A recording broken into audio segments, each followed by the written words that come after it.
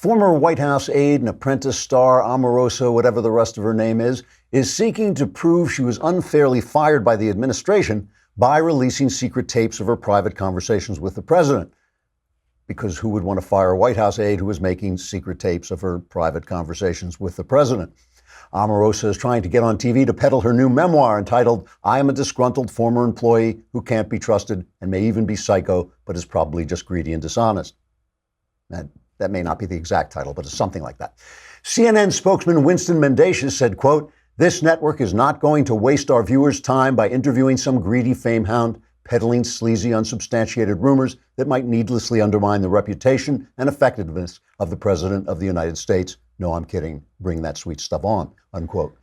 Omarosa says, among other things, she witnessed Trump lying to investigators and using racial slurs while having sex with an underage prostitute after drinking the blood of virgins, then devouring a living infant with his lizard-like tongue, after which he stripped off his Trump face to reveal he was really a gigantic space alien with dripping fangs and only the slightest grasp of foreign policy. On hearing the allegations, CNN's Don Lemon issued a statement saying, quote, I knew it. Isn't this what I've been saying all along, unquote. Trump responded to Omarosa's charges with a tweet that said, quote, this is what happens when you give a place of trust in the White House to a reality TV star with no discernible political knowledge. He's going to hire someone like Omarosa. Trigger warning, I'm Andrew Klavan, and this is The Andrew Klavan Show. I feel hunky-dunky, life is tickety-boo. Birds are winging, also singing hunky-dunky-doo. Ship-shape, tipsy-topsy, the world is zippity-zing. It's a wonderful day, hurrah, hooray! It makes me want to sing. Oh, hurrah, hooray! Oh, hooray, hurrah! All right, we've got Sebastian Gorka coming on to talk about all the stuff that's going on in the Mueller investigation. And tomorrow is the mailbag. Tomorrow is the glorious, wondrous mailbag day when all your problems can magically be taken care of and disappear. All you got to do is go on thedailywire.com and subscribe. You got to be a subscriber. It costs a lousy $10 a month. All your problems versus $10. Which do you want? Do you want to keep your problems in your $10 or get rid of the $10 and get rid of your problems? Go on thedailywire.com and subscribe, then hit the podcast button, hit the Andrew Klavan podcast button, hit the little picture of the mailbag, ask anything you want. Ask about religion, ask about politics, ask about your personal problems. I will answer, and my answers are guaranteed 100% correct and will change your life. For the better? All right, let's talk first about stamps.com because here's why I use stamps.com. It's like I love having things come to my computer. I do not have time. I do not have time to run to the post office. I need the post office. I live for the post office. They do a great job, but I need it to come in through my computer. And stamps.com will let you access all the amazing services of the post office right from your desk 24/7. You can buy and print official U.S. postage for any letter, any package using your own computer and printer, and the mail carriers pick it up. Just click, print, mail, and you're done. It couldn't be easier. And the other reason I use it is because it is wicked cool. You put your things right in the printer and it comes out with a stamp. I still can't get over that. Right now, you can use the code Klavan for this special offer. Includes up to $55 free postage, a digital scale, and a 4-week trial. Don't wait. Go to stamps.com before you do anything else. Click on the radio microphone at the top of the homepage and type in Klavan. That's stamps.com. Enter Klavan. You can use your first letter to mail a letter to me asking, how do you spell Klavan? It is Klavan. No E's in Klavan. Just make it look easy. That's it. So like everything the left does, always produces the opposite results, right? They want to get rid of racism. They make racism worse. Then they start defending their own racism. Then they just have everybody hating one another. And that's their idea of making racism better. They want to make life better for women. They say, oh, yeah, if you're a man, but you wear a dress, you can compete with women in the Olympics, so women can't win anything. They just make life worse for women all the time. And they keep saying the same thing. They keep saying, in spite of all we've done, things are getting worse. It's because of what they do. They create the exact opposite of all their intentions. This is also true with their decades-long attempt to shut up the right. All it does is, I am the opposite of a conspiracy theorist person. The minute I hear a conspiracy theory, I start to doubt it. I just think people aren't that smart. They're not that, clever. They can't keep a secret. also, most conspiracies, if you listen to them, there's no reason to believe them. So, I mean, the 9/11 one is my favorite crazy conspiracy, because you have a bunch of Muslims saying, you know, we're going to blow up the World Trade Center. Then you have them saying, we are blowing up the World Trade Center. Then you have them dancing in the street saying, we blew up the World Trade Center. And then people say, yes, but who really did it? I mean, it's nuts, you know, it's crazy.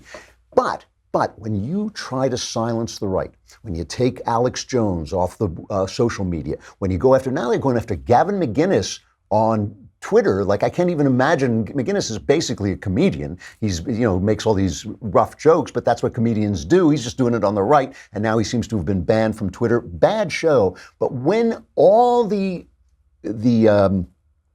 news agencies are openly conspiring to attack Donald Trump, we saw Thomas Friedman of the New York Times saying that we should cover him this way if we really want to hurt him. The Boston Globe is saying, we should all get together and publish simultaneous editorials attacking him. When we see that the press is at war with Donald Trump, we start to think, well, if you're silencing the right, maybe how do I know which person on the right is telling the truth and which one isn't? If you're just silencing them all, it's really you who have created the conspiracy. You are the conspiracy. The left is the conspiracy, and it just gives credence to things that people are saying on the right. And right this minute, I have to tell you, I think that the truest things that Donald Trump is saying are about the Russian collusion investigation. He sent out a tweet the other day. It says, seems like the Department of Justice and FBI had a program to keep Donald Trump from becoming president. If this had happened to the other side, everybody involved would be in jail. This is a media cover-up of the biggest story of our time.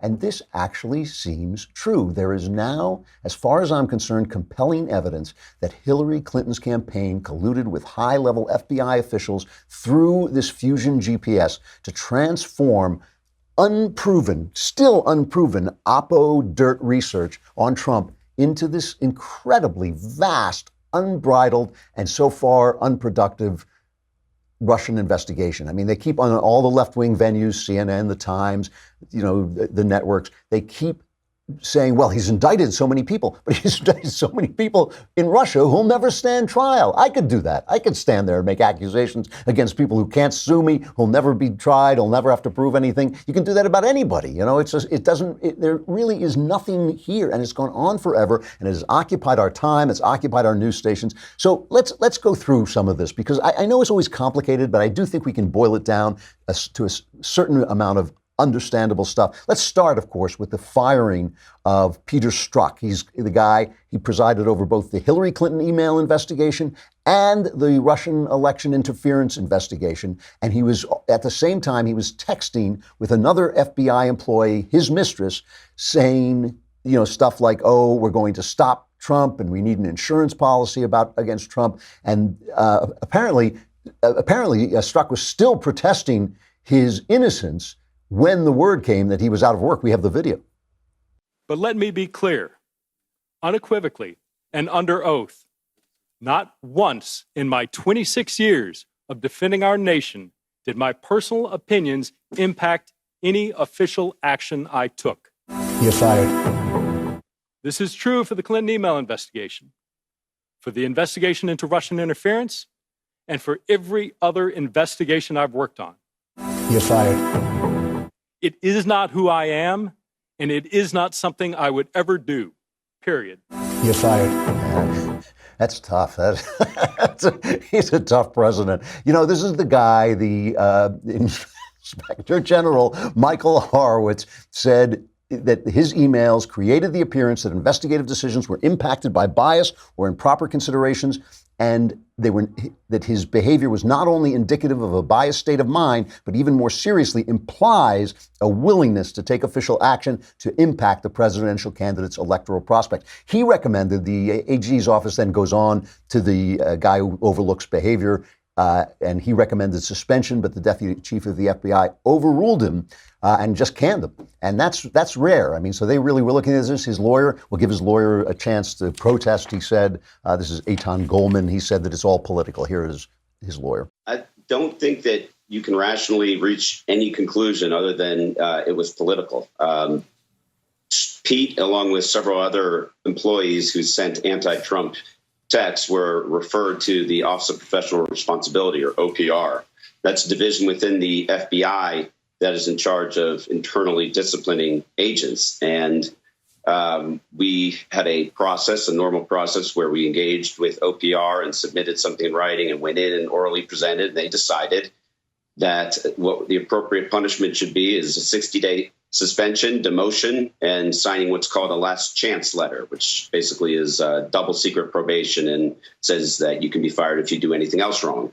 That decision was overruled by the deputy director of the FBI.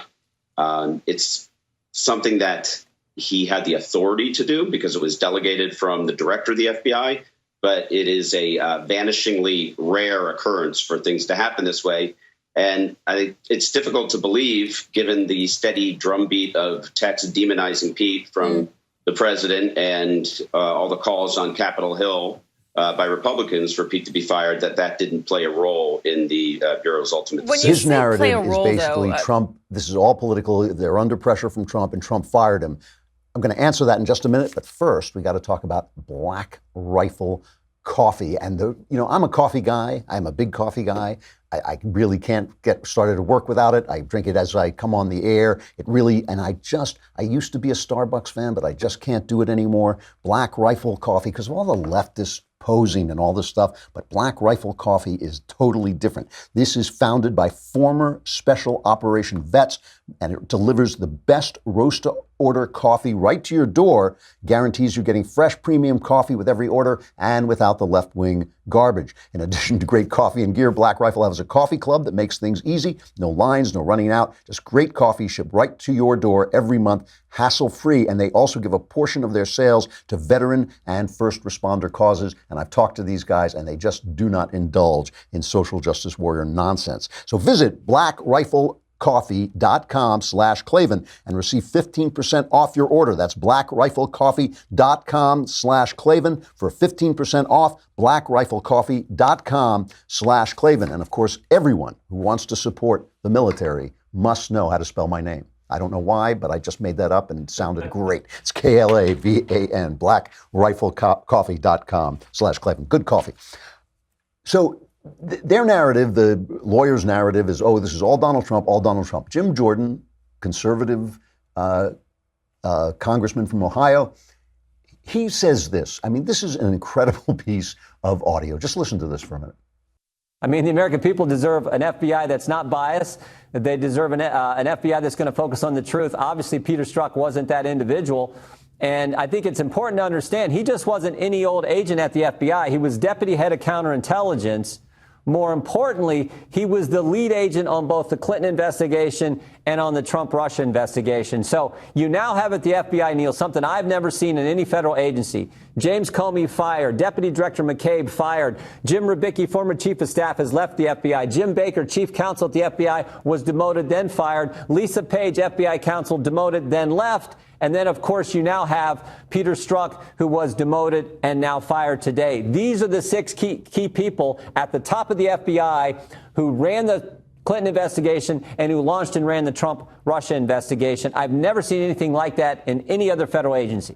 What Jordan is describing is an agency that has just suffered a massive scandal. People being fired left and right, top people being fired left and right. And it's always important to emphasize this is not the working FBI agent who's out there busting bad guys and serving the American people. This is Obama's top level of DOJ and FBI people who are being shot down and fired. This is a major, major scandal, what happened. It wouldn't look like this. It's not Trump doing it. It's the agency doing it. They are cleaning out after a scandal. That's what a scandal looks like when it sweeps through an agency and when they actually take care to clean things up. That's what a scandal looks like. Where is the media? And it's not that they're, it's just that they're not playing it up like the big deal it is. And they start screaming, Trump is undermining our faith in our law enforcement guys. These big guys are being fired like crazy because it's a scandal. So what did they do? I mean, this is the thing I want to talk about, just because it really does seem to me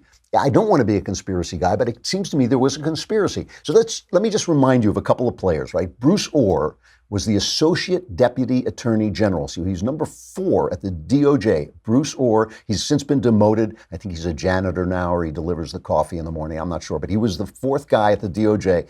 Nellie Orr was his wife, and she worked for Fusion GPS, okay? So remember that. Bruce Orr, number 4 at the DOJ, Nellie Orr's wife, working for Fusion GPS. Fusion GPS is the company that the DNC and Hillary Clinton paid something like $1 million to get dirt on Donald Trump, right? And that's Glenn Simpson, who's the head of Fusion GPS, and Christopher Steele is the former British guy who went out and did the dirty work and gathered all this information. And again, of that dossier, which is now called the Steele dossier, this Fusion GPS dossier, not one major allegation has been substantiated. Not one, okay? So none of this stuff, it seems like Oppo research that really didn't come to pass. John Solomon, writing at The Hill, now has information that Simpson and Steele of Fusion GPS met secretly with Bruce Orr. And we now know that they were passing, Steele got fired from the FBI. He was working with the FBI as well, but when he used the press too much, they fired him. But he was still passing information through Nellie Orr to Bruce Orr. So that this was going on a long time. He met secretly with Bruce Orr, passed him a memory stick, right? And there are notes, handwritten notes from Bruce Orr, which have now come to Congress, the congressional oversight. And the notes that Orr took at this meeting with Fusion GPS follow the path of the Russian investigation. Here's John Solomon, the writer at The Hill, explaining this. From Bruce Orr's notes, where he's talking to both Christopher Steele and Steele's boss, Glenn Simpson, the founder of Fusion GPS, you can see every allegation that the FBI pursues 3 or 4 weeks later in Bruce Orr's notes first. They start talking about Carter Page on August 22nd. In September, Carter Page becomes a target, and in October, he becomes the focus of the FISA warrant. Orr is almost like organizing the information in some way with Steele and Simpson, and then somehow it just keeps making its way to the Justice Department. I know that in general, John. I mean, I get that this is like a John le Carré story. I mean, it is a genuine spy story. But what the hell is going on? I mean, what on earth is going on? How did they lose their way? I mean, obviously, this is an agency where they got caught up in that Obama feeling. They got caught up in the Obama world of an Obama future in the holy name of Obama. And they were just doing this stuff because they saw the steamroller Trump coming down the pike. And they decided, if Hillary Clinton comes in with Oppo research, these are her people coming to the DOJ with dirt on Trump, and they're using Oppo research to start an investigation, to guide an investigation. Now, let's just go back to, some of this is coming from Lee Smith, writing at Real Clear Investigations, at Real Clear Politics, which is a pretty, I know it's got a conservative backing, but it's a pretty balanced website. He says that now when you look at this, when you see this and you see what stuff we knew before, you have to look back at this meeting that Don Jr. had, this big meeting with Natalia Veselnitskaya, right, the Russian lawyer. And again, I understand this is complicated, but it's worth trying to follow it just a little bit, and I'll try and keep it as simple as possible. The Russian lawyer is also paying Fusion GPS. She wants to get dirt on a Russian businessman. Okay, she wants to get dirt on a Russian businessman because she hopes it will help overturn the Magnitsky Act. All right, it's a complicated story, doesn't matter. The router thing is the Magnitsky Act. She goes to Don Jr. and Jared Kushner and Paul Manafort, and she says, I've got dirt on Hillary Clinton. And she has this kind of unsubstantiated story that this Russian businessman and Hillary Clinton, blah, blah, blah, blah, blah. And Don Jr. listens to this, and it's all about the Magnitsky Act, and he doesn't buy it, and he leaves. He said, maybe we'll take up the Magnitsky Act later, but we're not going to do it. This woman, this Russian lawyer, has dinner with Simpson from Fusion GPS both before the meeting and after the meeting. So it really seems entirely possible that the meeting itself might have been a setup, that the meeting itself was meant to entangle the Trumps in this kind of Russian net that it seems obvious to me that certainly Donald Trump had no idea about any of this stuff. I mean, not that he didn't know that the meeting might have taken place, but just that the idea that he was calling up, Vladimir Putin, which is this fantasy that they have on CNN, that he was, Vlad, can you help me, defeat Hillary Clinton? That's like, it's nonsense. And it all seems to come back. It all seems to come back to this Hillary Clinton Fusion GPS, Department of Justice nexus that really is as dirty as Trump says it is. And listen, you've heard me go off on Trump, and you've heard me go off on his dishonesty and his bullying and all that stuff.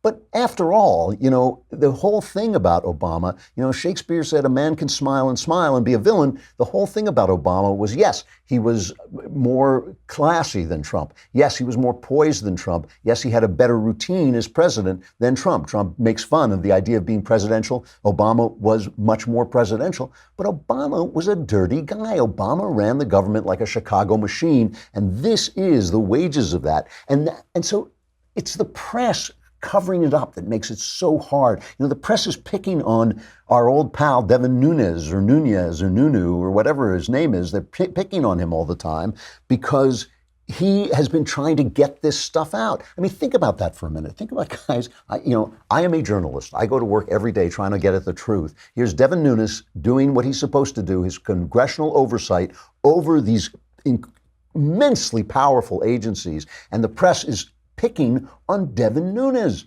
It makes no sense. I mean, it does make sense if you're just a complete arm of the Democrat Party, but that's the only sense it can possibly make. And so Nunes is caught on tape, and I won't even say caught on tape. He's like talking to a Republican fundraiser, and they get him on tape, and suddenly the press is like, oh, did you hear what he said? He said, we're the only ones who can clear Donald Trump, because everyone else is trying to frame him. That's what he says. So this is the second Nunes cut where he says we have to keep the majority. This is cut number 11.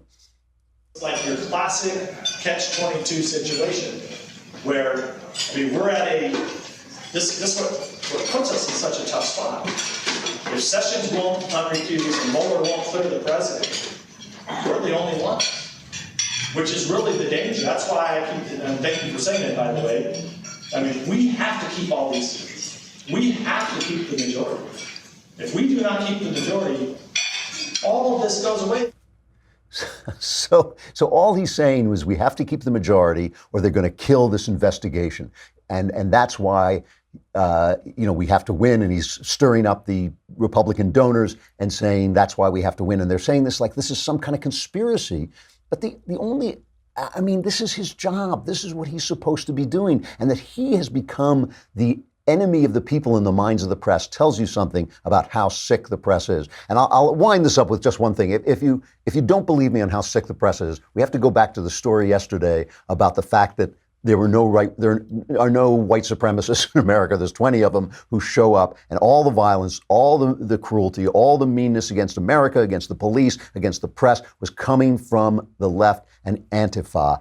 And our old friend, Chris Cuomo, has got it all figured out that it's just not as bad when they do it.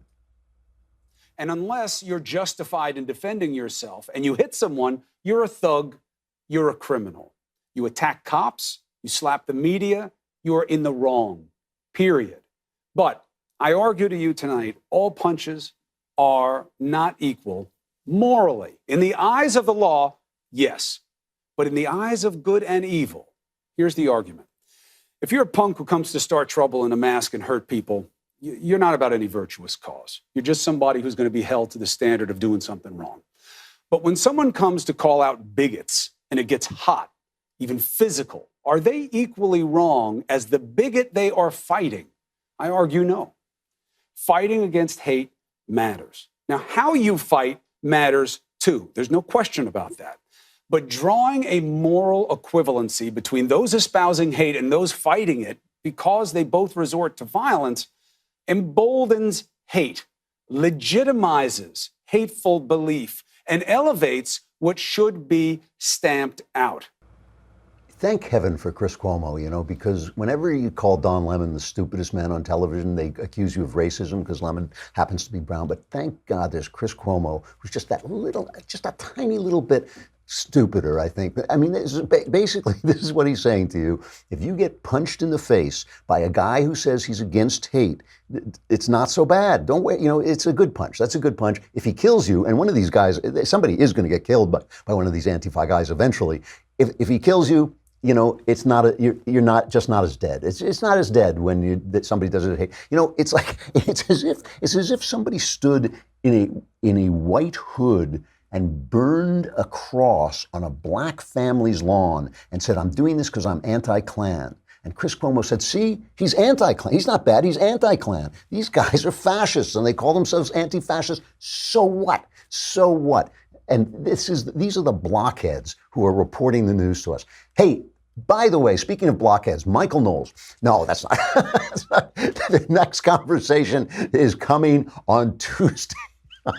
Tuesday, August 21st at 5:30 p.m. Eastern, 2:30 p.m. Pacific. And yes, it is Michael Knowles, who was just rescued from his terrible future by our famous DeLorean or whatever it was. He is back to answer your questions on the conversation moderated by our very own Elisha Krauss. The Q&A will stream live on YouTube and Facebook for everyone to watch, but only Daily Wire subscribers can ask Knowles questions. To submit your questions, log into thedailywire.com, head over to the conversation live stream to watch, type your question into the chat box to have it read and answered on the air. Once again, subscribe to get your questions answered by Knowles on Tuesday, August 21st at 5:30 p.m. Eastern, 2:30 p.m. Pacific, and join the conversation. Now I feel bad because I compared Knowles to Chris Cuomo. I take it back. I mean, even Knowles does not deserve that. All right, we got Sebastian Gorka coming up. Come on over to thedailywire.com.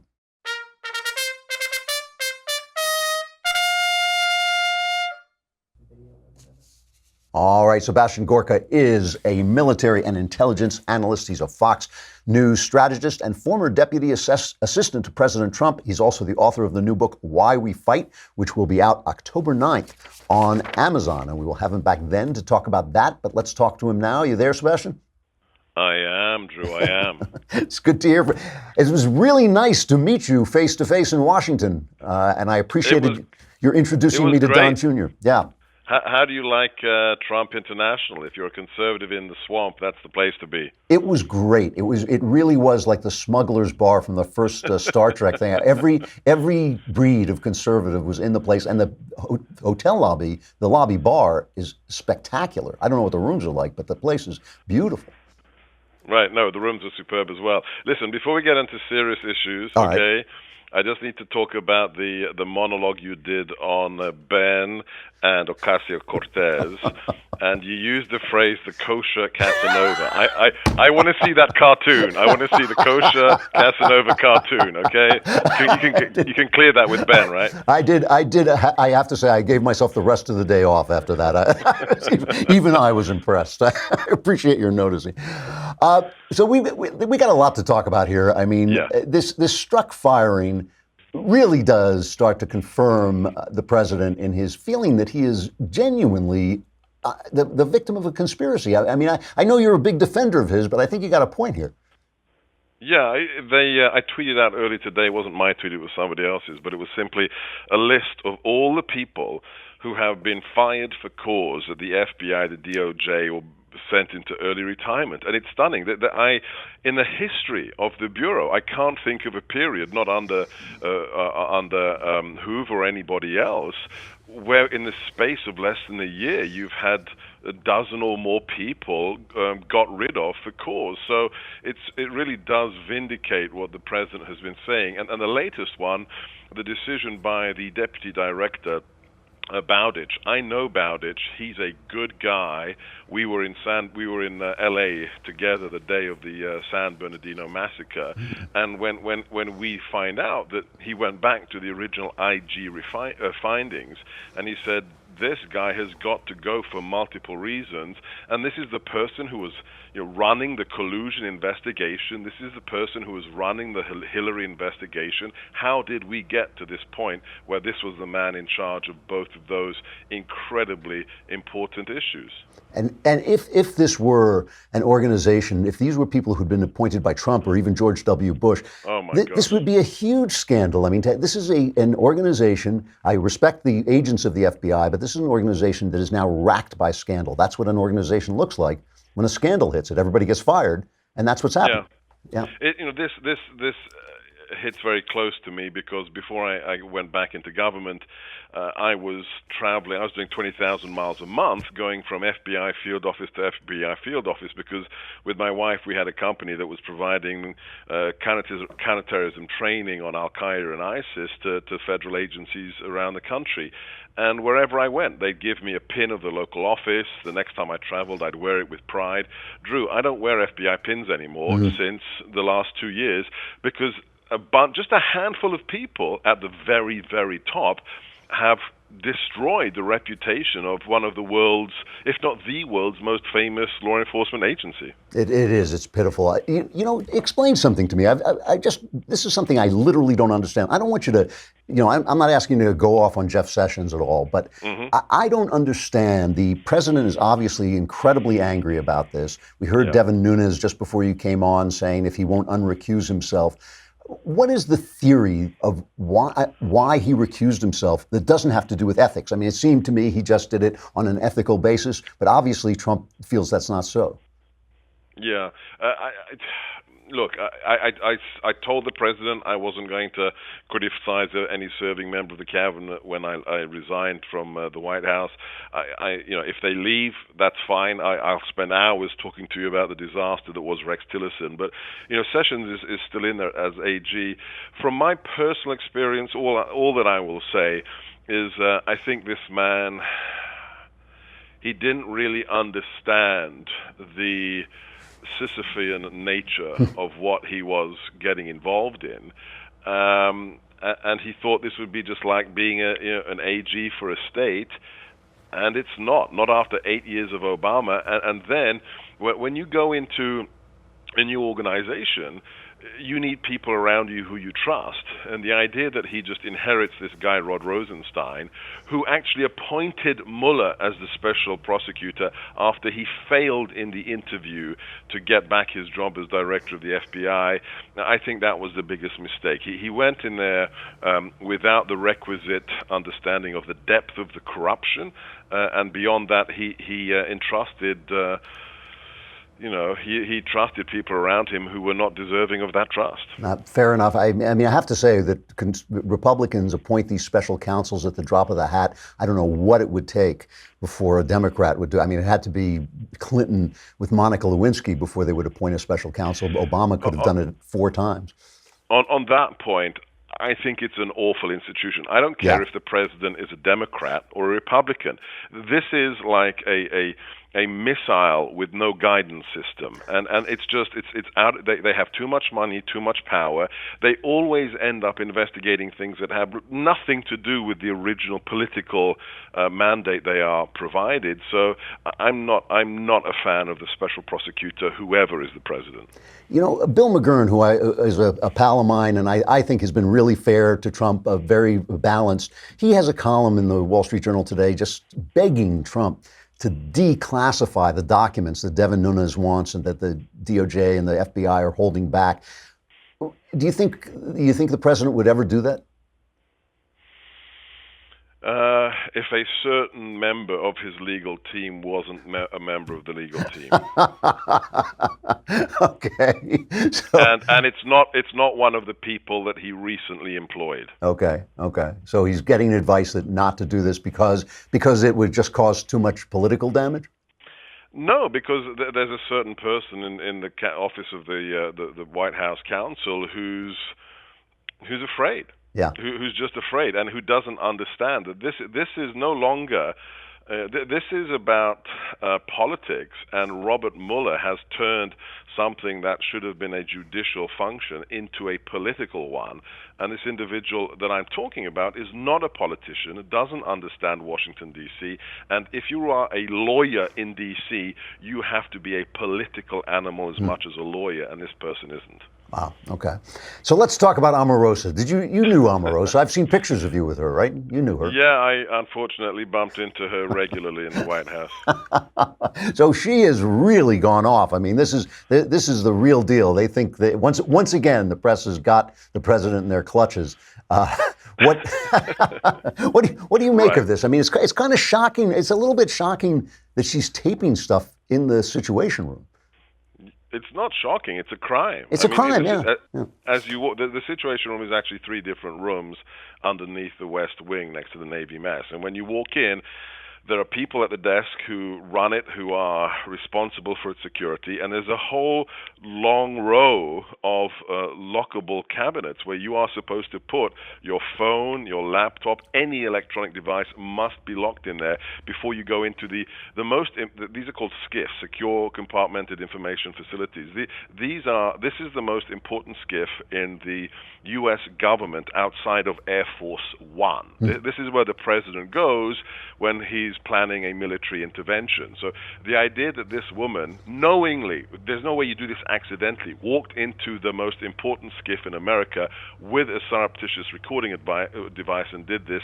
I tweeted it out yesterday. She should be prosecuted to the fullest extent of the law, Drew. So I noticed that they're going to sue her for violating a non-disclosure agreement. Right. But that's not the same thing as No. prosecuting her. Yeah, you don't think that's going to happen? No. That's a civil matter. She has been incredibly unwise. I signed an NDA when I came aboard to advise candidate Trump back in 2015. I signed one with the Trump organization. I'm sure she signed a very similar one. She has clearly written a book that is defamatory, and that goes against her agreement. She is in civil jeopardy with regards to that, and she is in federal criminal jeopardy with her abuse of the classified infrastructure regulations that are in the White House. Look, on the one hand, Drew, you have to try and be Christian about it.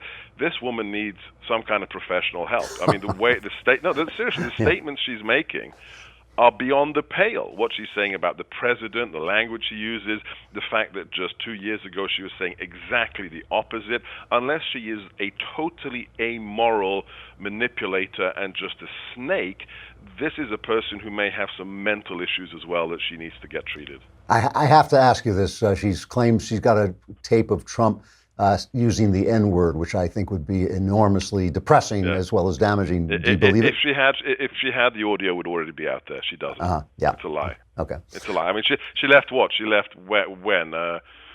8 months ago? The idea that she'd be sitting on it for 8 months, garbage. Okay. Now, since I've got you here, I've got to ask you some political questions. The race in Ohio in the special election with Balderson, where he just barely pulled it out in this highly Republican district. I understand that even a near win is a win. I get all that, but it does seem that the numbers show some damage to Republican candidates, at least so far in the run-up to the midterms. Is Trump bringing them down? Is what's happening? That he's alienating people with all the kind of obstreperous behavior? Not the people who, no, I mean, if you look at the polling data from Pew, the people who voted for Donald Trump 2 years ago are still massively fond of him and support him. There was a superb piece, I think it was today or yesterday, that Selena Zito wrote in New York Post, where she just crunches the math. Special elections never reflect the state of a nation just before a midterm. If you go back to 2006, the Democrats lost every single special election that year. When it came to the midterm, they flipped the House by 30 seats. 4 years later, you saw the same thing with the GOP. The Republicans lost every single special election and then took the House back. So the idea that a very sui generis district or state actually tells you what's going on in the nation, it doesn't really hold true. It's easy for the left to draw certain conclusions, but a special election is called special for a reason. When we were at the Trump International, there was a fellow there who you were sort of describing as a major observer of politics and kind of a fixer. And I asked him what he thought, and he said, "Oh, we won't lose the Senate, but we are going to lose the House." Do you agree with him? No, I don't. Andy's a good friend of mine. We work together in the White House, but he is a genetic pessimist, so no. and he's being cautious. But no, I think you just forget politics and remove from the equation who you voted for. I don't care who you are, and just be completely cold and clinical about the last year and a half. Who's actually produced something that is positive in the last year and a half? Is it the Democrats? I mean, what are you voting for, Miss Googly Eyes?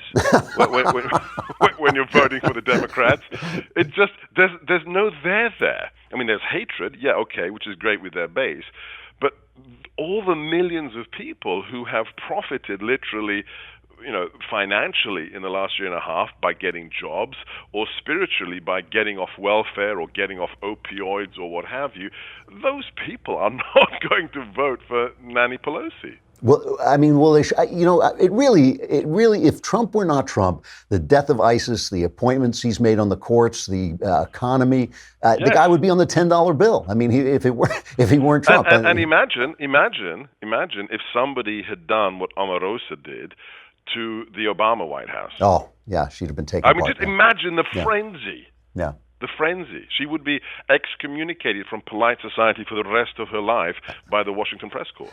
All right, last question.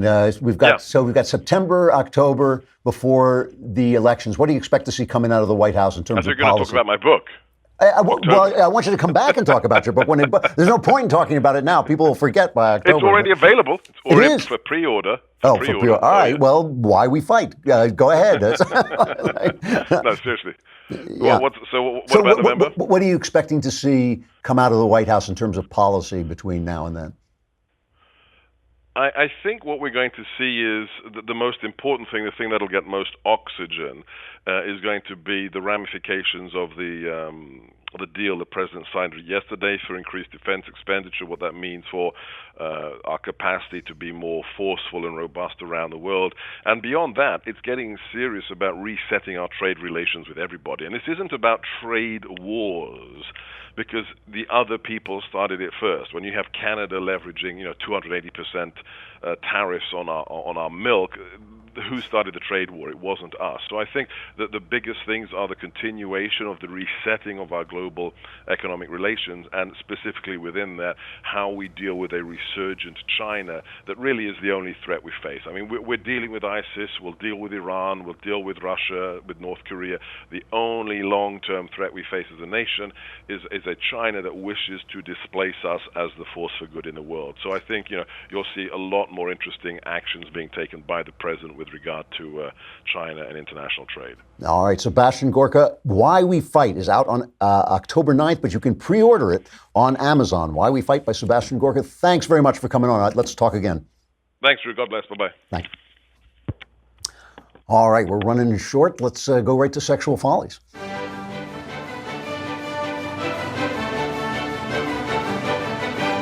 Old expression, which I always loved. The expression was never eat lunch at a place called Mom's, never play cards with a man named Doc, and never sleep with a woman who has more problems than you do. And I remember the first time I heard that, I thought you'd never sleep with a woman ever. But now there is a new survey of 1,000 people from Germany found that men have better sex with women who are less emotionally stable. So the less emotionally stable a woman is, the better time you're going to have. So that advice is now obsolete. Never sleep with a woman who has more problems than you do. Only sleep with women who have more problems than you do. And the other thing they found was that women had better sex with men who are more disagreeable.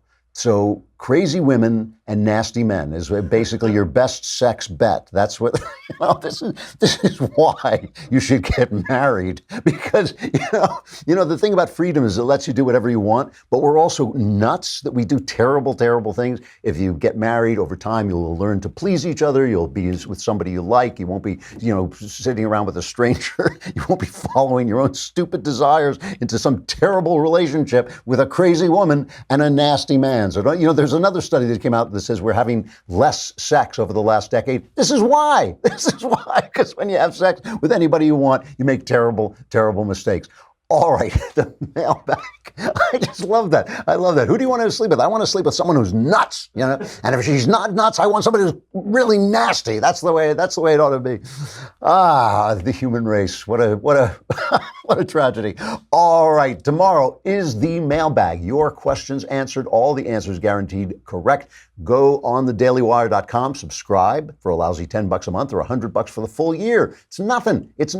We will solve all your problems. Hit the podcast button, hit the Andrew Klavan podcast, hit the mailbag, and ask your questions about anything you want. I will be here to answer them all your problems solved. It's so easy. It's so easy. And for $100, you can have all your problems solved for an entire year. Not a deal. All right, I'm Andrew Klavan. This is the Andrew Klavan Show, and we will see you again tomorrow.